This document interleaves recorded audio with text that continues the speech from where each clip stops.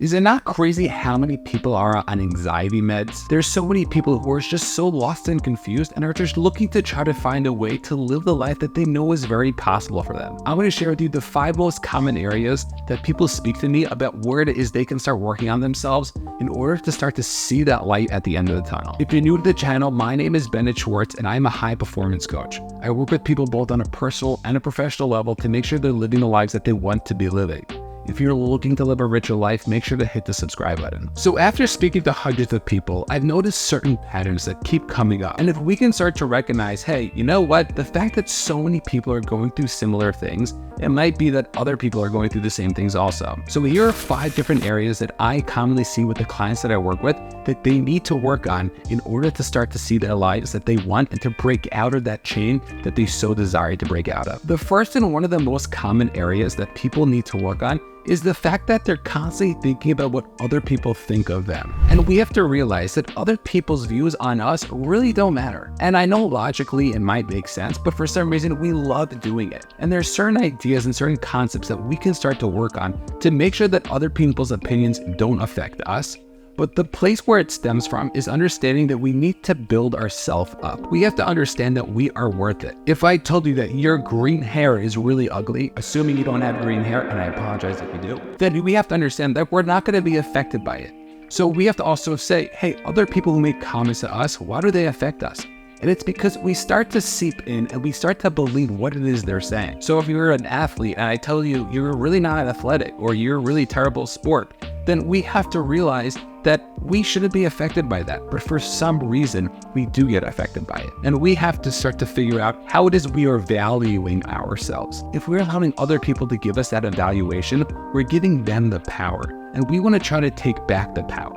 And we do that by building our self-confidence and our self-worth. And if we could start to focus on what it is we could control and start to focus on where we came from and what it is we've done, so we might be able to do so much better. Take it for somebody who's not really so instrumental. And then they pick up a guitar and after 6 months of playing, they're finally able to play a bunch of chords and a few songs. And they go on the street to have a good time and they start playing. And they're okay, they're not great, but you know what? They come from a place where they've really built themselves up. So somebody could come over to them and say, hey, you're terrible at guitar. Why are you on the street trying to make money? As opposed to somebody else might say, oh my gosh, that's great. How long have you been playing for? And really the way we define that conversation and that moment is going to be a way that we're going to be affected by it. So for somebody who's focusing on, no, I don't care what this person said about me, how I'm terrible, because guess what? 6 months ago, I wasn't even playing guitar. You know, what is it that this person wants to be doing that hasn't been doing? And the fact that I was able to commit to doing something and to practice and to become good at it, that's what I have to be proud of. So it doesn't matter I'm not the greatest. And yeah, I'm not the greatest yet,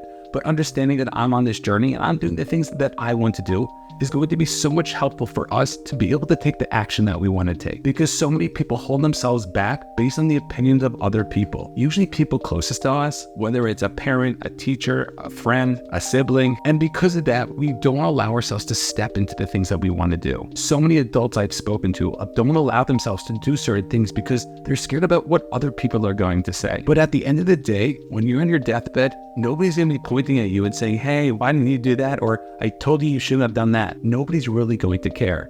And we have to understand that our lives are important to us and we have to do what we have to do and not care about what everybody else is trying to say to us. The second idea we need to focus on is recognizing that we need to do the things that we want to do. You see, on the one hand, we spoke about how other people stop us from doing things, but there are a lot of things that we might want to do and we are stopping ourselves. And I find this a lot when it comes to really somebody's profession. And they want to be able to do a certain profession. And for some reason, they have a little bit of fear. You know, they're not so knowledgeable in a different area. And because of that, they're not able to take the action. And this eats up at them. And the amount of people who I know are stuck into a 9-to-5 and can't take that leap to entrepreneurship, even though they crave it, is so incredible. And we have to tell ourselves, what is it that we're going to do? When we're 85 years old, are we going to be upset or happy we took that leap? And one of the biggest shifts we can start to have is to recognize that it's not all or nothing.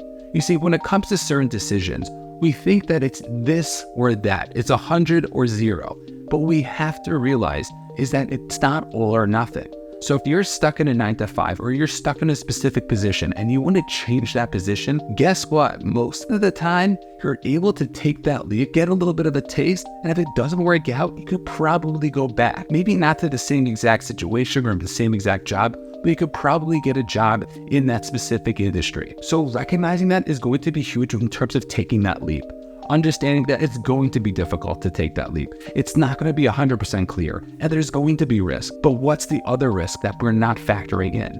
Living a life that we don't want to be living, being miserable, being regretful that we didn't take certain risks. So we have to understand, what is it that we want to be doing? And yes, it might be difficult up front, but is it going to be worth it at the end? And most of the times, just for our own self-identity, taking that leap is going to be something that's going to be helping us. So what's one area that you can be working on that you know you should be taking that leap? And how can we start to build up a plan in order to make sure that it's the safest landing possible? The third people that a lot of people struggle with is recognizing that we have the ability to be working on our joy and our fulfillment in life. And most people want to be happy in life, and that's great, but happiness is a feeling that we get after we usually do something. So after we get a promotion, after we make money, after something amazing happens that we have done in our own personal lives. But we have to understand that there's a feeling of joy that we can have on a consistent basis. Because although we might be happy after we do something or achieve something, we all know that the happiness is just going to end. But a joy, a consistent feeling of appreciation and fulfillment in our lives can be something that could be so powerful. And it was one of the things that I noticed when one time I came home from synagogue in the morning. It was about 7:30 in the morning, and my son ran over to me. He said, Daddy, you're not going to believe it. You missed it. I was like, what did I miss? You just woke up. What could have happened? He said, you missed it. It was so beautiful. I was like, what did I miss? He ended up telling me that there was this sunrise that was happening that morning. And it wasn't really that great of a sunrise. But for him, he started to appreciate the small things. When I started to think about it later, about why it is that he really saw the sunrise and what 5-year-old starts to appreciate the sunrise, what I recognize is that my wife and I have been trying to teach him this idea of appreciation, to try to really appreciate the small things and the amount of sunsets that we've actually seen together. And we made a big deal out of it, even though it was a normal sunset, started to showing this appreciation for the smallest things.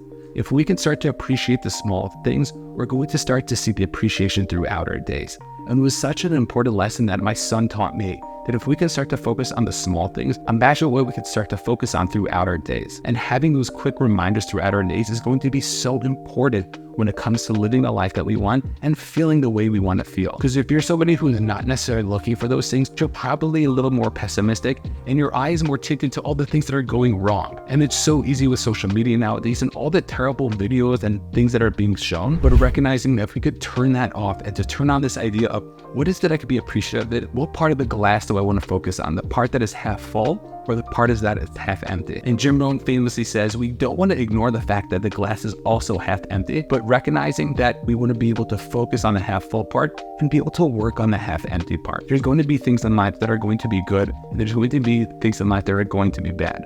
But what is it that we're going to be focusing on, which is going to help us move forward? And if you're somebody who's struggling with this, you've probably been always focused on the half empty part. And how's that been working out? So maybe it's time to give it a shot, to start to focus on the half full part and then try to fix the things that are not necessarily working. The fourth area where I see so many people struggling is that they're waiting for something to change. They're waiting for a hero to come save them. And we have to recognize that it's not going to happen. Our government's not going to save us. Our friends are not going to do things for us. Our mentors are not going to necessarily give us the bone that we need. But what we have to realize is that we have to point the finger at ourselves. If we keep focusing on everything else and we don't take initiative, nothing is going to change. This was something that I personally struggled with a lot because my whole life I was waiting for things to change. If we focus on other people and we're waiting for something to change, it's not going to happen. We have to take the initiative. We have to tell ourselves, what is it that we can do? And so many times we think it's like this special secret that once we figure this out, then everything's going to be better. And most of the time, it's the boring hard work that needs to get done. And if we can recognize that and say, hey, you know what? I have this ability to change my life, to change my relationships, to change my health, to change my business, then guess what? We can do those things. But it's going to take time. It's going to take work. And nobody's going to do it for us. So just like if you want to lose weight, you have to be the one going to the gym. You are going to have the one who's going to have to start eating better. So too in every other area of our life, if we want things to change, we can't have other people wait for other things to happen. Understand that we are growing, we are becoming someone, and the more that we can become, the more of a person we're going to be and start to step up into all our potential. And the fifth and final area where most people suffer from is this a fact that they're constantly focused on the future. They're constantly worrying about what's going to happen and they're not living in the present. And if I would tell you 30 years from now, where would you rather be? There or where you are today? Most people would say where they are today. And we have to recognize that if we could start focusing on our present and on being alive and not just the next thing, then we're going to start to really appreciate what it is that we want to be doing. It's one of the ideas that Brendon Burchard teaches in his book, that you have the ability to be present. And all you have to do is ask yourself certain questions, but what it is you need to do, how does you need to show up, and who are the people that need you to show up, and how would the people that you're going to be with need you to show up. If we have these abilities to just be present and to focus on I want to live today, then we'll have the ability to really be able to take from life. So many people are so confused and so future focused that they're not worried about today. We're trying to build our empires. We're trying to do so much, but we keep looking about enjoying it a little bit later. But imagine if we could enjoy today. So even if your business is not where you want it to be, your health is not where you want to be, but you could be present and really appreciate where it is you want to be. Imagine the type of life that you can start to live. So whether it's not caring about what others think about you, taking the plunge and doing the job that you want, work on being more appreciative and living a more fulfilling and joyful life, stopping to wait for something else to change and for you to start to take the initiative and working to be present and living life today, these are some of the key recipes for us in order to have that success. And of course, we should be doing all of them, and I'm sure there's so many more categories. But what is one area that you can start to work on? Because the cool thing about this is that the more we work on one specific area, the bigger this little snowball grows, and hopefully this snowball turns into this huge boulder, this huge snowball that's going to be taking over a life of appreciation, of fulfillment, of life, of living, of giving. And by having that, we're going to be able to live the lives that we want. Don't try to do so much at once. Try to pick the one discipline that you can start to focus on in order to take advantage and to start living the life that you want to be living. If you enjoyed even one thing from this video, make sure to hit the subscribe button and feel free to take a look at this next video, which I really think you're going to appreciate.